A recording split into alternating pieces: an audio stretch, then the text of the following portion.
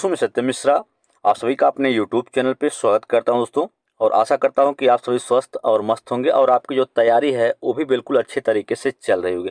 चाहे आप दोस्तों किसी भी एग्जाम की तैयारी कर रहे हो, करंट अफेयर्स जो होता है हर एक एग्जाम के लिए महत्वपूर्ण होता है। बस दोस्तों प्रश्न पूछने का जो तरीका होता है थोड़ा बदल जाता है, लेकिन मिला जुला के प्रश्न जो है दोस्तों करंट के सेम रहने वाले होते हैं। ठीक है, तो चलिए यहाँ पे सबसे पहले आज की शुरुआत करते हैं एक मोटिवेशनल क्विज से, जो आप को बिल्कुल ऊर्जावान बनाए रखेगा। अगर जीवन में सफलता प्राप्त करनी है तो मेहनत पर विश्वास करें, किस्मत की आजमाइश तो जुए में की जाती है। चलिए आपके 2 से 3 मिनट थोड़ा और महत्वपूर्ण होने वाले हैं, क्योंकि दोस्तों आपके एसएससी हुआ, एमटीएस हुआ, रेलवे हुआ इत्यादि एग्जाम में दोस्तों कभी कभी आपके खेल और खिलाड़ियों से रिलेटेड प्रश्न जो है पूछ लेता है। तो चलिए सबसे पहले 2 से 3 मिनट जो है आपके यहाँ पे हम खेल और खिलाड़ियों के बारे में देखेंगे कि विभिन्न खेलों में प्रत्येक टीम में खिलाड़ियों की जो संख्या होती है वो क्या होती है। जैसे क्रिकेट टीम की अगर बात करें तो क्रिकेट टीम में खिलाड़ियों की संख्या कितनी होती है? प्रत्येक टीम में 11 खिलाड़ी होते हैं। वहीं कर्लिंग में बात करें तो 4 खिलाड़ी प्रत्येक टीम में होते हैं। फुटबॉल में भी 11 खिलाड़ी प्रत्येक टीम में। फुटसाल में 5 खिलाड़ी प्रत्येक टीम में। हॉकी में 11 खिलाड़ी जो होते हैं प्रत्येक टीम में शामिल होते हैं। हॉकी 5 में 5 खिलाड़ी जो होते हैं प्रत्येक टीम में होते हैं। आइस हॉकी में 6 खिलाड़ी प्रत्येक टीम में होते हैं। बास्केटबॉल में 5 खिलाड़ी प्रत्येक टीम में। बेसबॉल में 9 खिलाड़ी जो हैं प्रत्येक टीम में शामिल होते हैं। ठीक है दोस्तों, तो चलिए आगे चलें और कुछ खेलों के खिलाड़ियों को देख लेते हैं। यहाँ पे रग्बी फुटबॉल में 15 खिलाड़ी जो होते हैं प्रत्येक टीम में शामिल होते हैं। पोलो की बात करें तो पोलो में 4 खिलाड़ी जो है प्रत्येक टीम में। वाटर पोलो में 7 खिलाड़ी प्रत्येक टीम में। वॉलीबॉल में 6 खिलाड़ी प्रत्येक टीम में।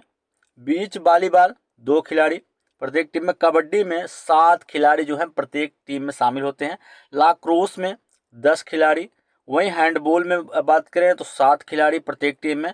खो खो में 9 खिलाड़ी प्रत्येक टीम में। वहीं सेपक सेपक टकराव में 3 खिलाड़ी जो हैं प्रत्येक टीम में शामिल होते हैं। तो ये रहा दोस्तों खिलाड़ी और खेलों और खिलाड़ियों की संख्या की, प्रत्येक टीम में कितने खिलाड़ी शामिल होते हैं इन सब खेलों में। ठीक है, तो ये रहा लिस्ट, पूरा दोस्तों याद कर लीजिएगा फटाफट। आगे चलें भैया, आज कुछ महत्वपूर्ण सुर्खियों की तरफ चलते हैं। आतिशी ने अरविंद केजरीवाल की जगह ली। दिल्ली के मुख्यमंत्री जो हैं आतिशी, ये दोस्तों आपको बता दें कि ये आतिशी हैं जिन्होंने दिल्ली के मुख्यमंत्री पद की जो है शपथ ली है। आगे चलें, यहाँ पे मैक्सिको विश्व में पहली बार न्यायिक सुधार के तहत अपने न्यायाधीशों का जो है चुनाव करेगा। प्रधानमंत्री मोदी द्वारा सुभद्रा योजना की शुरुआत की। बिल्कुल दोस्तों, ये आपके प्रधानमंत्री हैं जिनके द्वारा सुभद्रा योजना की जो है शुरुआत किया गया है। नीति आयोग ने मुंबई में उच्च शिक्षा के लिए एजुसिटीज का प्रस्ताव जो है वो रखा है।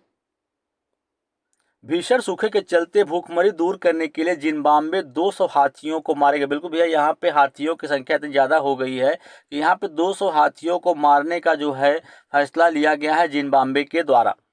चलिए आगे चलें, ये सब महत्वपूर्ण सुर्खियां दोस्तों। पीएम मोदी ने उड़ीसा में 3800 करोड़ रुपए की परियोजना का जो है शुभारंभ किया। मीटवाई ने स्टार्टअप के लिए समृद्ध योजना का दूसरा समूह जो है वो लॉन्च किया। भारत की राष्ट्रपति ने 8वें भारत जल सप्ताह का जो है उद्घाटन किया। भारत के राष्ट्रपति दोस्तों आप सभी पता है द्रौपदी मुर्मू है, और उनके द्वारा जो है 8वें भारत जल सप्ताह का जो है उद्घाटन या शुभारंभ जो है वो किया गया है। आगे चलें, एचसीएल टेक के कारण टाइम की विश्व की सर्वश्रेष्ठ कंपनियों की सूची में भारत जो है शीर्ष पे। प्रधानमंत्री मोदी ने तूतीकोरिन अंतर्राष्ट्रीय कंटेनर टर्मिनल का जो है उद्घाटन किया।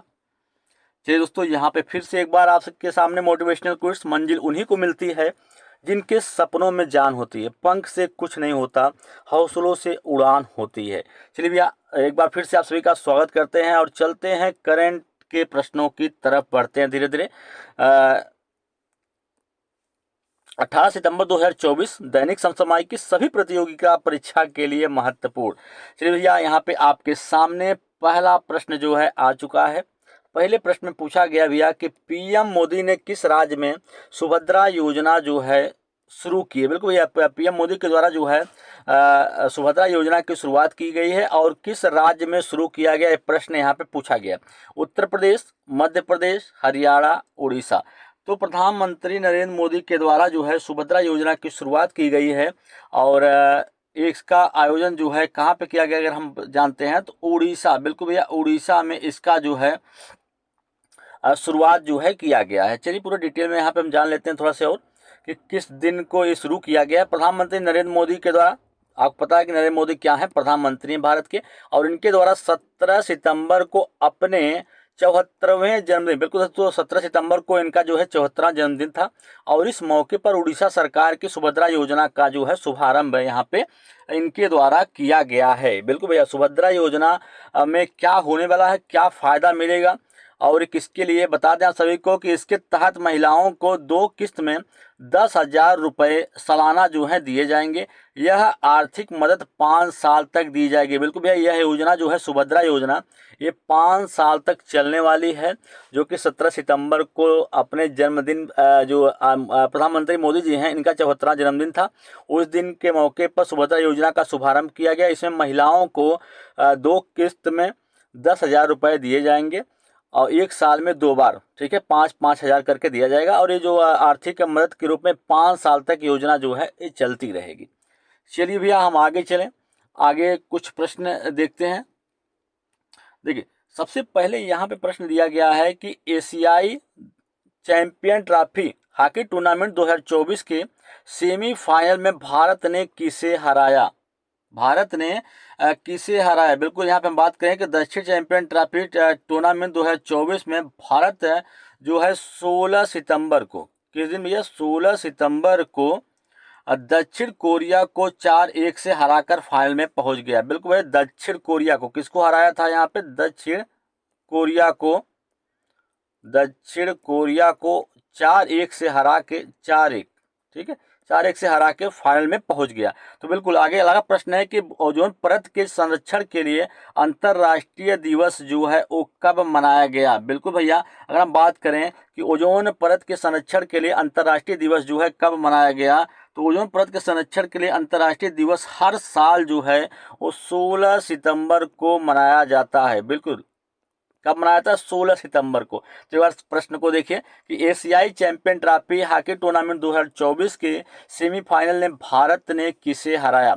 ये जो सेमीफाइनल मैच हुआ 16 सितंबर को हुआ, उसमें भारत ने दक्षिण कोरिया को 4-1 से हरा के फाइनल में पहुंच गया।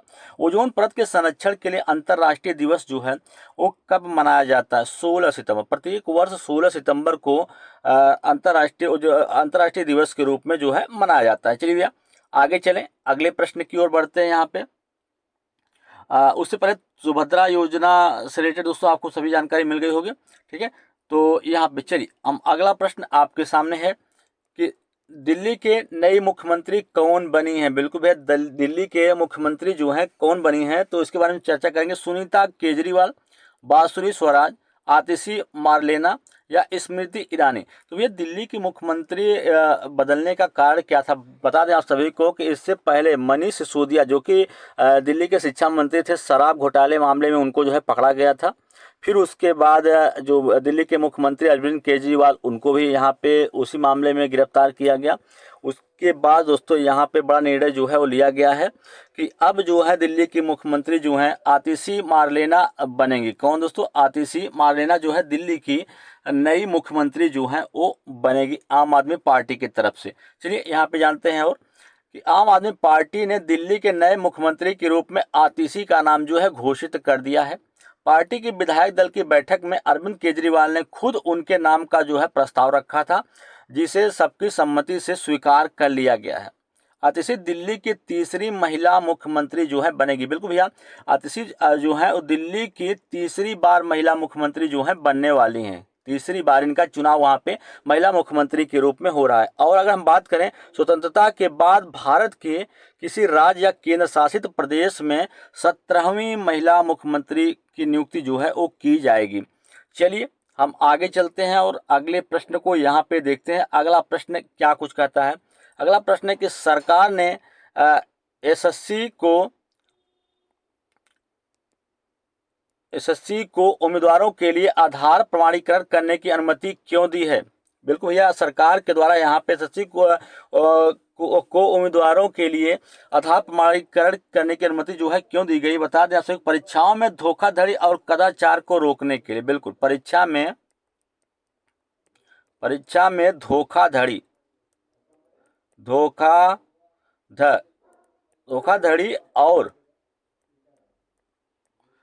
और कदाचार रोकने के लिए जो है ऐसा किया गया है। बिल्कुल, परीक्षा में धोखाधड़ी और कदाचार को रोकने के लिए एसएससी के उम्मीदवारों को आधार प्रमाणीकरण करने की जो है अनुमति यहाँ पे दी गई है। वहीं अगर हम अगले प्रश्न को देखें कि सितंबर 2024 में ब्रुसेल्स में डायमंड लीग पुरुष जेवलिन थ्रो फाइनल में दूसरे स्थान पे कौन रहा? तो बिल्कुल भैया, अगर जेवलिन थ्रो की बात करें तो जो सितंबर 2024 में ब्रुसेल्स में डायमंड लीग पुरुष जेवलिन थ्रो में दूसरे स्थान पे नीरज चोपड़ा, कौन रहे? नीरज चोपड़ा का नाम है, नीरज चोपड़ा। क्या कुछ है कि 14 सितंबर 2024 को ब्रुसेल्स में डायमंड लीग फाइनल में नीरज चोपड़ा जो हैं वो 87.86 मीटर के थ्रो के साथ दूसरे स्थान पे जो है वो बने रहे। इनके द्वारा जो थ्रो फेंका गया था दोस्तों, कभी कभी डिस्टेंस पूछ लेता है तो जान लीजिए कि 87.86 मीटर जो है वो डिस्टेंस इनके द्वारा जो है थ्रो किया गया था। चलिए भैया आगे चलें और अगले प्रश्न को यहाँ पे हम देखते हैं। अगला प्रश्न है कि हाल ही में टॉपगन कप में पुरुषों की 10 मीटर एयर पिस्टल स्पर्धा में स्वर्ण पदक किस भारतीय ने जीता है?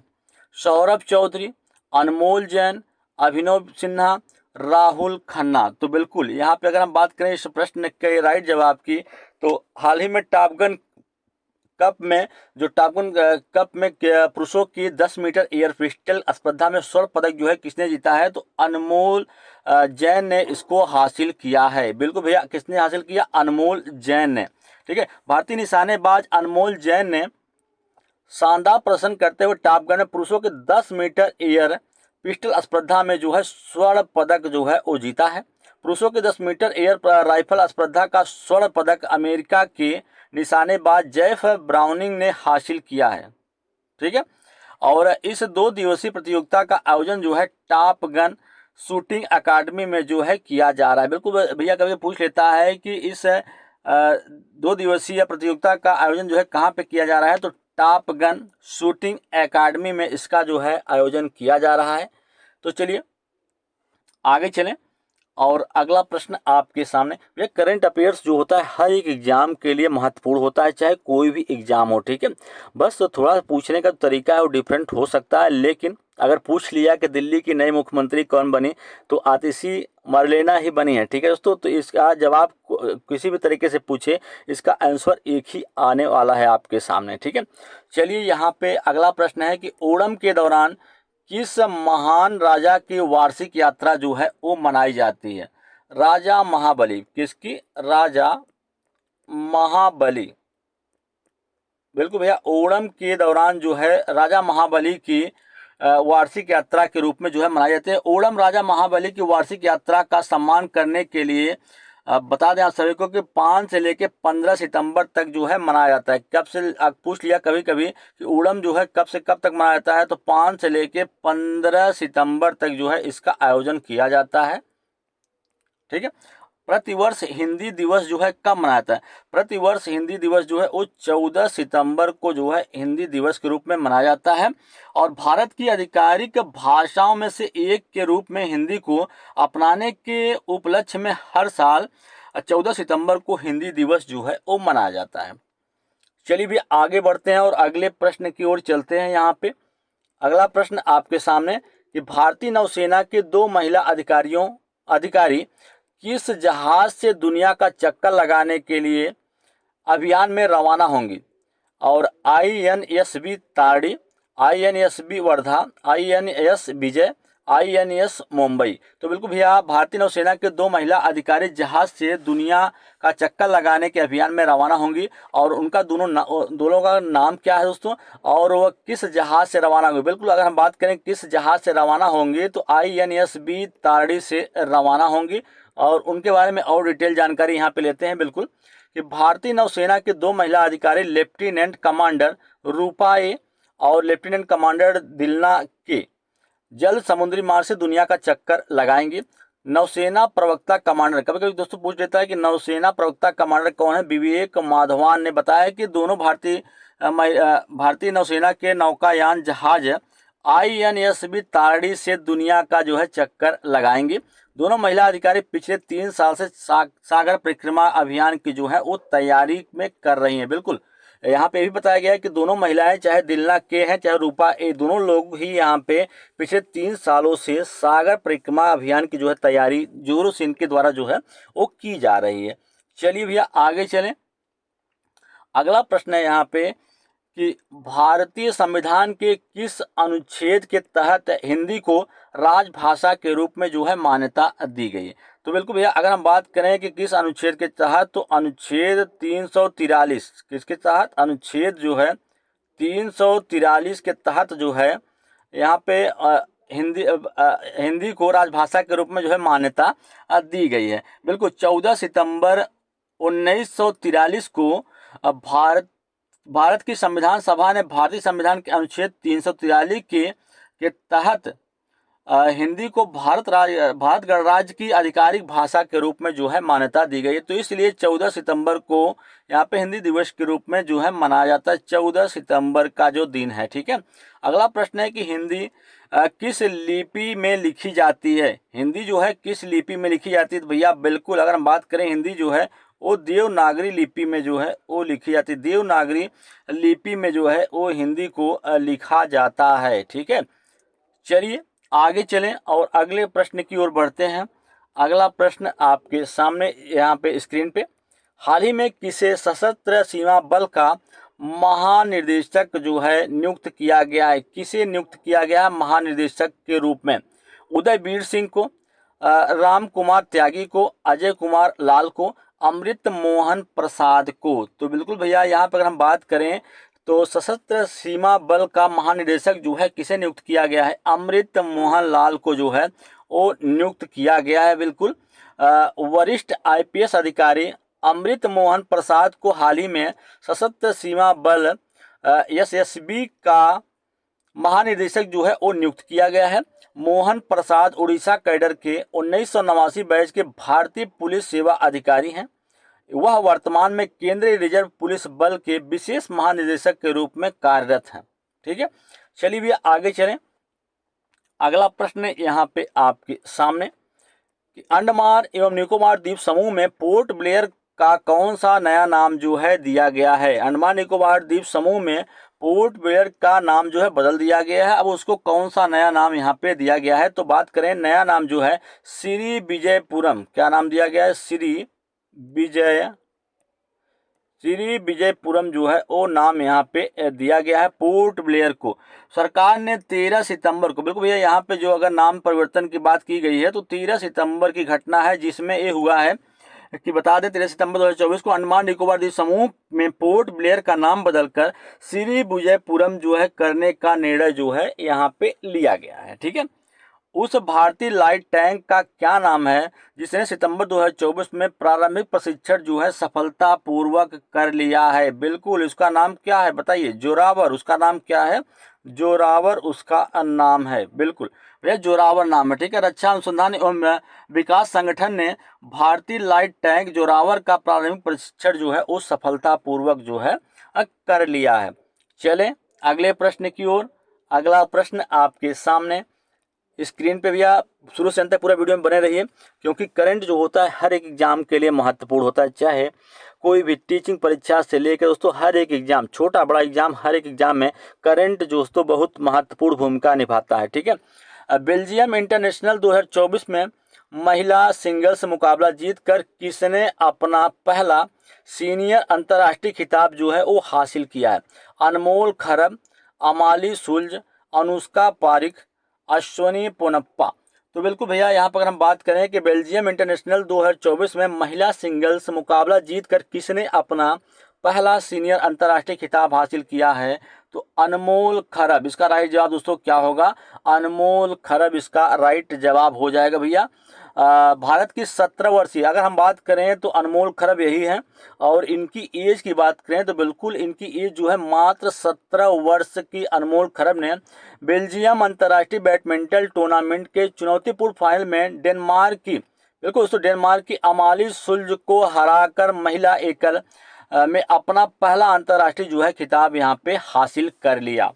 ठीक है, चलिए आगे चलें भैया, अगले प्रश्न की ओर यहाँ पे बढ़ते हैं।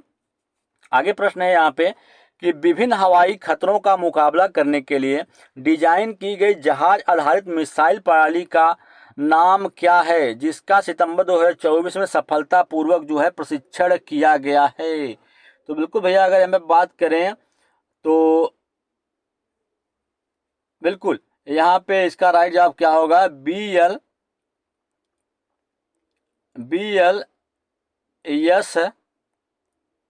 BLSRSM। ठीक है, तो इसका नाम क्या है, BLSRSM जो है इसका यहाँ पे नाम है। 14 सितंबर 2024 को भारत ने उड़ीसा तट चांदीपुर में एकीकृत प्रशिक्षण रेंज में स्वदेश रूप से विकसित वर्टिकल लॉन्च हार्ट रेंज करके 2 एयर मिसाइल का सफलतापूर्वक प्रशिक्षण किया है।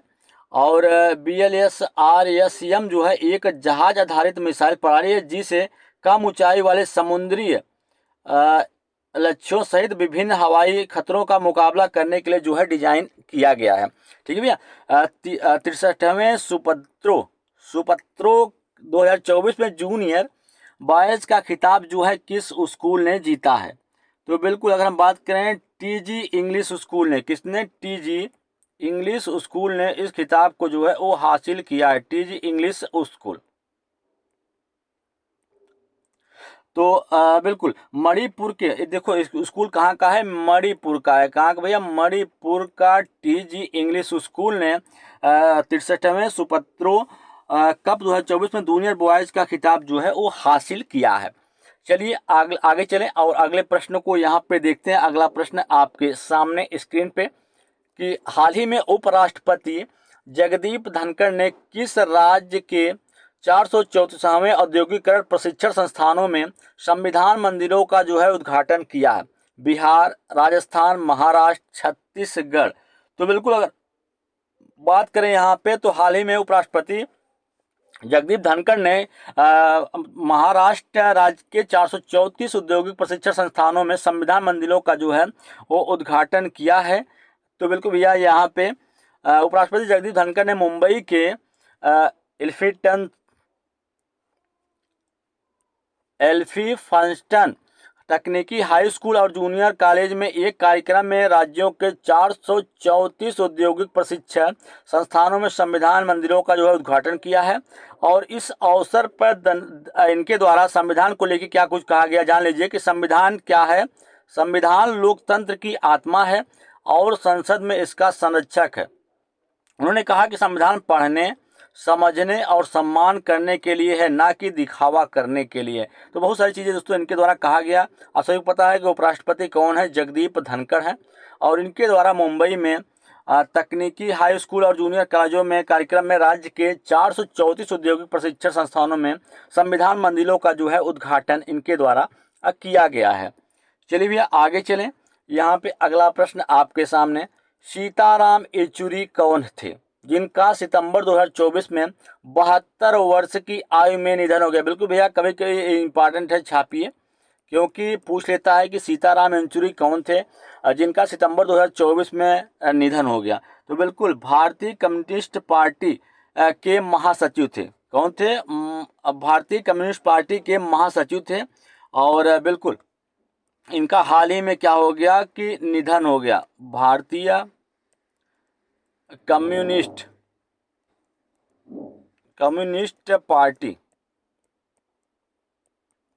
पार्टी के क्या थे दोस्तों, महासचिव थे, जिनका हाल ही में निधन हो गया। भारत और ओमान के बीच संयुक्त सैन्य अभ्यास का नाम क्या है। नाम यहाँ पे बताना है कि आपको नाम क्या है, अल नजाह। क्या नाम है दोस्तों, अल नजाह। इसका नाम क्या है, अल नजा जो है इसका नाम है, जो कि भारत और ओमान के बीच संयुक्त सैन्य अभ्यास का नाम जो है अल नजा है। भारत संयुक्त सैन्य अभ्यास अल नजा का 5वां संस्करण जो है, बिल्कुल इसका इस समय जो है 5वां संस्करण जो है वो चल रहा है। अब 5वां संस्करण की अगर बात करें तो 5वां संस्करण जो है कब से कब तक चलने वाला है, तो इसको भी आप जान लीजिए कि ये जो 5वां संस्करण है 13 से लेकर 26 सितंबर तक, 13 सितंबर से लेकर 26 सितंबर तक जो है ये संयुक्त सैन्य अभ्यास जो है वो चलेगा। चलिए आगे चलें और अगला प्रश्न आपके सामने स्क्रीन पे कि हाल ही में पीएम नरेंद्र मोदी ने कहाँ पे वैश्विक नवीकरणीय ऊर्जा निवेशक सम्मेलन और एक्सपो का उद्घाटन जो है वो किया? बेंगलुरु, गांधीनगर, नागपुर या पटना में? तो बिल्कुल यहाँ पर अगर हम बात करें कि हाल ही में पीएम नरेंद्र मोदी ने कहाँ पर वैश्विक नवीकरण ऊर्जा निवेशक सम्मेलन और एक्सपो का जो है उद्घाटन किया है, तो बिल्कुल भैया गांधीनगर में। इसका राइट जवाब क्या होगा? ऑप्शन नंबर इसका सेकंड होगा, क्या होगा? गांधीनगर होगा। ठीक है, प्रधानमंत्री श्री नरेंद्र मोदी ने गुजरात के गांधीनगर में चौथे वैश्विक अक्षय ऊर्जा निवेशक सम्मेलन और एक्सपो का जो है उद्घाटन किया। ये देख सकते हैं कि आपके प्रधानमंत्री नरेंद्र मोदी जी हैं, इनके द्वारा जो है यहाँ पे गांधीनगर में वैश्विक अक्षय ऊर्जा निवेशक सम्मेलन और एक्सपो का जो है उद्घाटन किया गया है। ठीक है दोस्तों, पहली बार वैश्विक नवीकरणीय ऊर्जा निवेशक बैठक और एक्सपो नई दिल्ली के बाहर आयोजित किया जा रहा है। पहली बार ऐसा हो रहा है कि जो कि दिल्ली के बाहर है, वैश्विक नवीकरणीय ऊर्जा निवेशक बैठक और एक्सपो का नई दिल्ली के बाहर जो है आयोजन किया जा रहा है। अगर हम बात करें कि पहली बार इसकी बैठक कब हुई थी, तो पहली बार इसकी बैठक जो है 2015 फरवरी में हुआ था। और कहाँ पे आयोजन किया गया था? नई दिल्ली में इसका आयोजन जो है किया गया था। दूसरी बार कहाँ हुआ था? 2018 के अक्टूबर में हुआ था और ग्रेटर नोएडा उत्तर प्रदेश में आयोजित किया गया था। और तीसरा संस्करण वस्तुतः नवंबर 2020 में आयोजित किया गया था। और सबसे बड़ी बात यह है कि प्रधानमंत्री नरेंद्र मोदी ने चारों संस्करणों का उद्घाटन जो है प्रधानमंत्री नरेंद्र मोदी के हाथों से ही किया गया। ठीक है, चलिए भैया आगे चलें। अगला प्रश्न यहाँ पे आपके सामने स्क्रीन पे कि पुरुष एशियाई हॉकी चैंपियनशिप 2024 8 से लेकर 17 सितंबर तक किस शहर में आयोजित की गई थी? बिल्कुल, किस शहर में आयोजित किया गया? हुलुन बुइर। कहाँ पे दोस्तों? हुलुन बईर, हुलुन बईर जो कि कहाँ पे है? चीन में है। ठीक है, कहाँ पे है? चीन में है। हुलुन बईर में किया गया, जो कि कहाँ पे है? चीन में। उस मिशन का नाम क्या है जो पहली बार निजी स्पेस वॉक का प्रयास जो है करेगा? पोलारिस डान। उसका नाम क्या है दोस्तों? पोलारिस डान उसका नाम क्या है? पोलारिस, बिल्कुल भैया सॉरी, यहाँ पे उसका नाम क्या है? पोलारिस डान है। ठीक है, पोलारिस डान उसका नाम है। ठीक है, चलिए हम आगे बढ़ते हैं और अगले प्रश्न की ओर यहाँ पे चलते हैं। अगला प्रश्न आपके सामने स्क्रीन पे, national payment corporation of India 15 सितंबर 2024 में यूपीआई के भुगतान सीमा 1 लाख से बढ़ाकर कितने लाख रुपए कर रही है? 2 लाख, 3 लाख, 5 लाख या 10 लाख? तो बिल्कुल भैया यहाँ पे बात करें तो national payment corporation of India 15 सितंबर से एकीकृत भुगतान व्यवस्था यूपीआई की भुगतान सीमा को 1 लाख से बढ़ा के कितना कर रही है? 5 लाख रुपए जो है वो कर रही है। बिल्कुल, कितना? 5 lakh. National payment corporation of India NPCI जो है 15 सितंबर से एकीकृत भुगतान व्यवस्था यूपीआई की भुगतान सीमा को 1 लाख से बढ़ा के 5 लाख कर रही है। और उपभोक्ता अब 5 लाख रुपए तक के कुछ श्रेणी के भुगतान यूपीआई के माध्यम से कर सकेंगे, जैसे अस्पताल का भुगतान करना, शैक्षणिक भुगतान करना, आईपीओ और सरकारी प्रतिभूतियों में किए जाने वाले भुगतान इस श्रेणी में जो है शामिल रहेंगे। ठीक है, एनपीसीआई ने यूपीआई प्लेटफॉर्म में एक नई व्यवस्था जो है लागू की है, जिसका नाम क्या है? यूपीआई सर्कल लागू किया गया। इसके अंतर्गत क्या होगा दोस्तों कि इसके अंतर्गत प्राथमिक उपभोक्ता अपने खाते में पारिवारिक सदस्यों और मित्रों को डिजिटल भुगतान के लिए जोड़ सकेंगे। ठीक है, चलिए आगे चलें और अगला प्रश्न आपके सामने स्क्रीन पे भैया कि पोलारिस डान मिशन का वित्त पोषण कौन कर रहा है? पोलारिस डान जो है पोलारिस डान मिशन का वित्त पोषण जो है कौन कर रहा है? तो जेरेड इस्कान मैन ने, कौन कर भैया, Jared Isaacman, Jared Isaacman जो है इसका विश्व पोस्टर जो है वो कर रहे हैं। ठीक है, अगला है कि किन दो देशों में अंतर्राष्ट्रीय सौर संगठन, किन दो देशों में अंतर्राष्ट्रीय सौर संगठन की शुरुआत की गई है, भारत और फ्रांस में। कहाँ पे दोस्तों, भारत और फ्रांस, कहाँ पे, भारत और फ्रांस में जो है शुरुआत किया गया है। अगला प्रश्न है यहाँ पे आपके सामने स्क्रीन पे, इसमें कहा गया है कि उपराष्ट्रपति जगदीप धनखड़ ने किस विश्वविद्यालय में डिजिटल टावर का उद्घाटन जो है किया है, जवाहरलाल नेहरू विश्वविद्यालय, संपूर्णानंद संस्कृत विश्वविद्यालय, उस्मानिया विश्वविद्यालय या रामदेव बाबा विश्वविद्यालय। तो उपराष्ट्रपति जगदीप धनखड़ ने नागपुर में रामदेव बाबा विश्वविद्यालय में डिजिटल टावर का जो है उद्घाटन किया है। इस अवसर पर राज्यपाल CP राधाकृष्णन, मुख्यमंत्री एकनाथ शिंदे।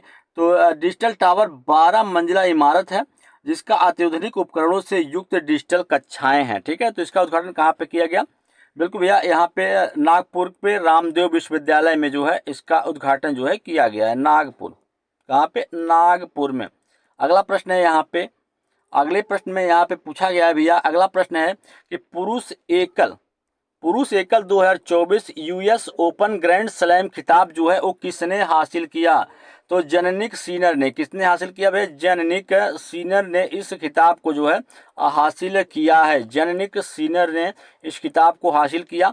वहीं कौन सा देश 25 से 30 नवंबर 2024 तक पहले वैश्विक सहकारी सम्मेलन की जो है मेजबानी करेगा, कौन सा देश, भारत, बिल्कुल भैया इसका राइट जवाब क्या होगा, भारत होगा। एक बार दोनों प्रश्न देखिए कि पुरुष एकल में 2024 US ओपन ग्रैंड स्लैम खिताब जो है किसने जीता, तो जेनिक सिनर ने जीता है।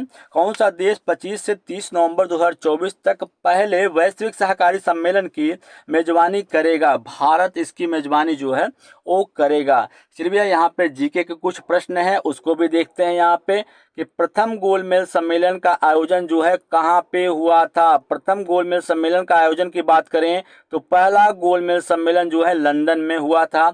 महात्मा गांधी को अधनंगा फकीर जो है किसने कहा था, अगर बात करें तो महात्मा गांधी को अधनंगा फकीर जो है चर्चिल ने कहा था। किसने कहा था, चर्चिल ने कहा था। पंजाब केसरी के नाम से विख्यात कौन है, पंजाब, लाला लाजपत राय। कौन है दोस्तों, लाला लाजपत राय जो हैं वो पंजाब केसरी के नाम से जो हैं विख्यात हैं। चलिए भैया अगले प्रश्न की ओर बढ़ते हैं और अगला प्रश्न यहाँ पे आपके सामने, किस वर्ष के पश्चात राष्ट्रीय जनगणना होती, कितने वर्षों के पश्चात जो है वो राष्ट्रीय जनगणना जो है कंडक्ट करवाई जाती है, तो 10 वर्षों के पश्चात जो है राष्ट्रीय जनगणना जो है कंडक्ट होती। काजीरंगा राष्ट्रीय पार्क जो है कहाँ पे स्थित है, तो काजीरंगा राष्ट्रीय पार्क जो है असम में अवस्थित है, जो कि एक सिंग वाले गेंडे के लिए क्या है, प्रसिद्ध है। ऑपरेशन फ्लड जो है किससे संबंधित है, ऑपरेशन फ्लड की बात करें तो डेयरी विकास से संबंधित है। किससे, डेयरी विकास से संबंधित है। ऑपरेशन फ्लड जो है वो डेयरी विकास से संबंधित है। ठीक है दोस्तों, आज के लिए इतना ही। अगर आपको वीडियो अच्छा लगे तो फिर लाइक शेयर और सब्सक्राइब दोस्तों जरूर करिएगा। ठीक है, इसी तरह अन्य क्लास के साथ मैं फिर मिलूंगा, तब तक के लिए धन्यवाद।